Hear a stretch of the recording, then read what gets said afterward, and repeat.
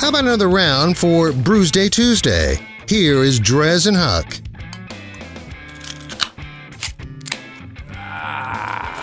Gotta love it. Doesn't that sound good? Brewsday Tuesday continues from Studio B as we have Mike from Parkway Brewing Company in the hizzy. Thanks again for coming, brother. Anytime.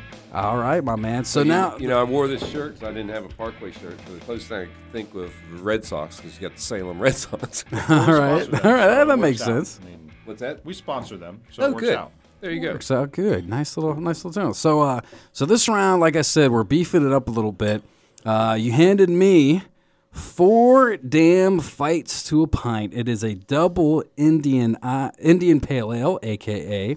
IPA, as we all know. And it is coming in at a whopping 9% ABV, which sounds good, but Huck, are you going to outdo me here? What's your barley wine at? I'm afraid that, it's actually a Huck birthday session. It is? We're over, was that over 12? Yeah, it's 12.5. 12.5. Nice. So, it's like 12-month aged in smooth Ambler whiskey barrels. Hold on. This requires a taste. Oh, yeah, it was. It's not for the faint of heart. Well, fortunately, I'm not faint of heart. It's very nice. I'm pouring this whole pounder in here. I'm reading this whole thing. It's like fortification, barrel-aged barley wine, and it's like we got both fighting beers, it looks like. It sounds like It's like this one's like prepare for war. So, Fortification is Andrew Lewis. Ah, Andrew Lewis. So Andrew Lewis was imprisoned for a year, so we released it on the day he was released. So it spent the full year in the bourbon barrels. So we released the beer into that. Nice. We did that last year. So these bottles are actually a year old. We have a few left. There's not a lot left. What was he in prison for? I think he pissed off the British or something. Oh, I should probably come up with like what I'm supposed to know about some of the history. It part says of he drove. I do beer. Not He history drove the necessarily. British governors from Virginia. Yeah. There you go. Oh, okay. I know 81 is like named after him. It's like the Andrew Lewis Memorial. There's a high Highway school. or Or, something. That makes sense. isn't there Andrew Lewis High School? I think so. Yeah. Yeah. I don't know. I don't know. I don't go up there. Well, I know that that's one of the ones that I actually got to taste because the whole reason this got set up was Grant was over at Vintage Cellar doing a little tasting, Yep. and he had some of that. So I don't know if Vintage Cellar did they have any of those bottles there, or was it just while he was there? So I on think hand? they've kept them in. They got a couple. Yeah, We've they'd been be the one selling to them. have We've them. made a lot of them. Actually, the bottles for the people that can see us on the video feed, we hand foiled them and everything. Like my hands yeah. actually had blisters all over the place putting those things on. It all came off. But yeah, luckily they come off nicely. But we're gonna wax them. Waxing that many bottles is a they've been nice. bad idea. So we did the foil. So we've been working through. We don't have that much of it left. It's something that was so big and so huge that it's not something we've done on a regular basis. But we have some plans for the future for stuff like that. Okay. But it was interesting because we've done some expansion at the brewery, and we built a new cooler. So the fortification actually got stored outside for quite a while, and we've kept it there. So it's stored warm right now. And out of curiosity, about a year, we opened one up, and we're like, oh, my God, it's so much better. I mean, it was fantastic to start out with, but it's just mellowed and smoothed out to where, you kind of almost want to drink the whole bottle, and then you realize you're not going to get back up again when you're done with it. Yeah, we'll see. I mean, Huck might. We can do an half experiment. half that bottle's for me, man. Yeah, You can't take that. All that. That's some good stuff. But so obviously there's a lot of story behind that beer. What about over here for the 4 damn fights to a pint? What's the So 4 damn fights to a pint is another one of those beers we did as draft only. It's I had it wildly I had it on popular. draft. We've done it in draft before. It sells out really quick. It's kind of like a cult offering. The problem with it is it had a lot of hops that were really hard to get, Galaxy hops specifically. So it's loaded up with Galaxy and Azaka, and we didn't have enough hops to just make it on a regular basis. So every time we could score some of these hops, we'd make this batch, and it would sell out in like 30 minutes out of the distributor. damn? So this year we actually got a lot more. We contracted hops for it, so we have a lot of them. But we figured the fact of it is that it is one of those nice cult things. So we wanted to do something a little different, and we had some questions about getting the name approved by the government and stuff because it says 4 damn fights to a pint. Is it because it's fighting or because it says damn? No, or what? for a pint. Pint? So Really? What Just I for was having told pint when in I there? took over the brewery was we can't get that approved because it doesn't come in a 12 ounce. It comes in a 12-ounce bottle. So one of the investors and I are talking. He's like, "Hey," he says, "but they make 16-ounce cans." I'm like, get the brilliant. pounder cans. You're totally brilliant. So we decided to do something different. It's our first canned offering we've ever done. So so this is the first can. First cans we've ever done. We had a mobile canning service come in. We did it up really nice. We got these sleeved cans, and we got the boxes made for them. And we only made about 240 cases of it total. Nice. So we've got probably 40 cases left at the brewery now, and that's it. That's the last of it. There you go. We released it on December 7th because it's one of the fight days in our world. There you go. Pearl Harbor Day. Pearl Harbor Day. No doubt. So the pounders, so you get a 4-pack of pounders, and you can only get that if you go over to the brewery. You get them at the brewery. There may be some going out this week, to a very limited amount going out to some of the bottle shops in the world. So it'll only be in Virginia, though. So speaking of that, we've got like 2 or 3 new breweries now in Roanoke and surrounding area. I mean, really recently. What is that doing with you guys? Are you feeling the impact of that, or is it just like the more the merrier? So the impact is an interesting thing. For me, I welcome new breweries as long as they're making great beer. Bad beer is bad for all of our business. Mm-hmm. We're lucky because we have some highly talented people that are opening breweries up. For Salem specifically, we have 2 breweries opening up. One's open already and one's coming very shortly. And we've always been the only brewery there. So getting people to come from Roanoke over to Salem or come from the New River down to Salem for one brewery is a little harder than What's the one that's not open? Ober Brewing. I don't know. Little guy.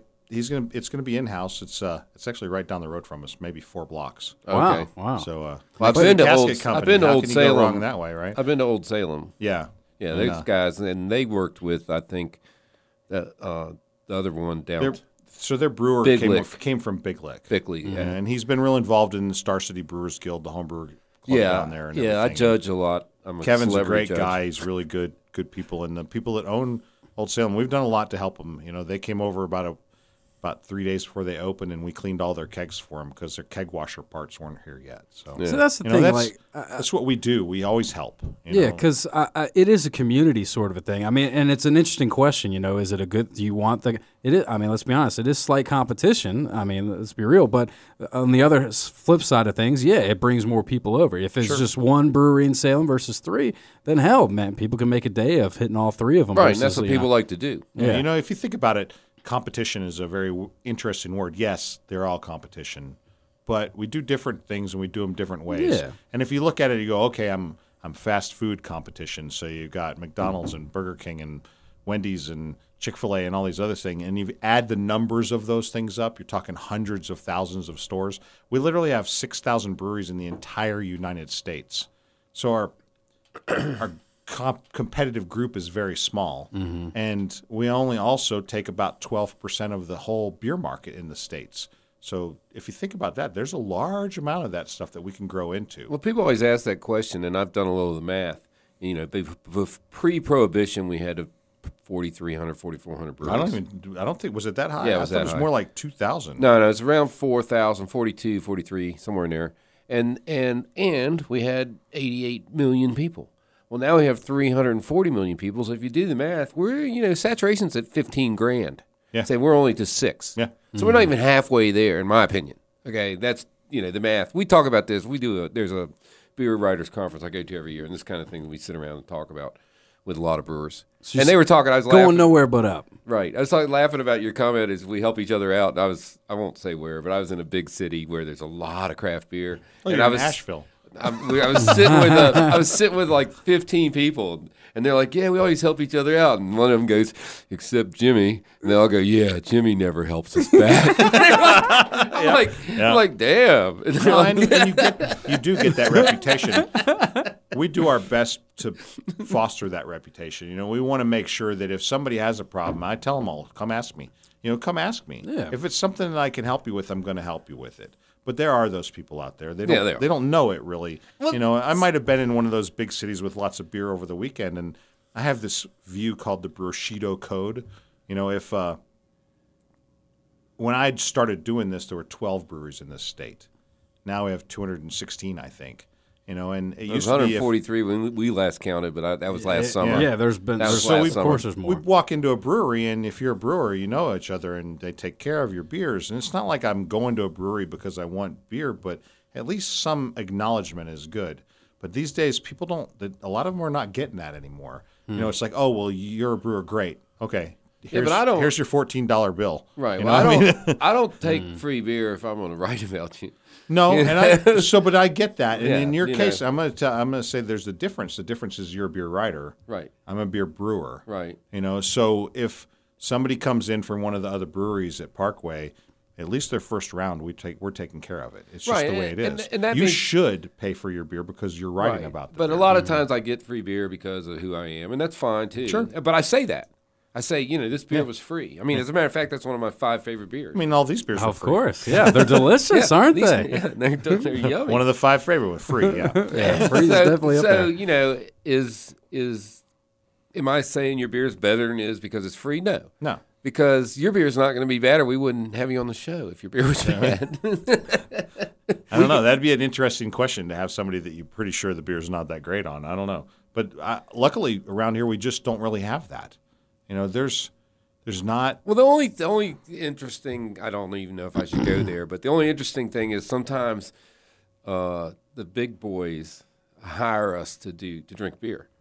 I mean, they do. I mean, sometimes they distribute a lot of beer. And a lot of it's pretty good. Yeah. Not all of it, but a lot of it. A lot of it. And so we go and drink beer. They pay us to come and drink their beer, and we say good things about it. But that's everybody knows who the sponsor is. It's not like we were doing something else. Yeah. So it's complicated in the beer industry, and I'm frustrated. You were saying your beer is going out to a bunch of bottle shops. I'm frustrated because I used to be able to buy your beer at Kroger's and Walmart. And those So you places. still can. And I still can around here. Certain things, and it's interesting because even that, we can go down to the Kroger right down the road, and you can find 5 of our beers. Yeah, but I can't on the find shelves. this. No, you can't. And there's a reason barley for wine. it. And it's actually not.